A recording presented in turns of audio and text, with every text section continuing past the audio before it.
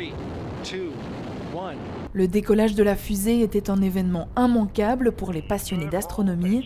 José est rivé sur son ordinateur depuis ce week-end pour ne rien louper de la mission Artemis 2. C'était un moment unique parce qu'il y a toute une génération qui est née après les missions Apollo.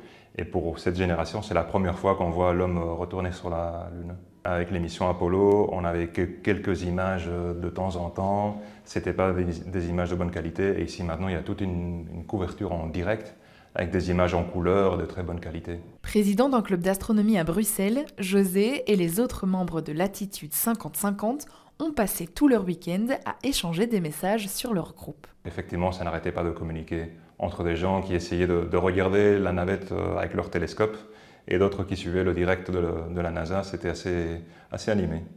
Moment rarissime dans l'histoire de la conquête spatiale, les images de la face cachée de la Lune, une source de mystère et de fascination pour les passionnés d'astronomie comme José. Il a tout suivi en direct cette nuit. C'est impressionnant parce que c'est le côté un peu frustrant quand on est sur Terre. Donc on peut regarder la Lune au télescope. Donc tous les soirs, on va voir une partie différente de la Lune, mais on ne va jamais voir la face cachée. Et donc ça, il faut dire qu'il y a juste une poignée de personnes dans l'humanité qui ont pu voir la face cachée de leurs propres yeux. La mission Artemis 2 devrait se terminer le 11 avril.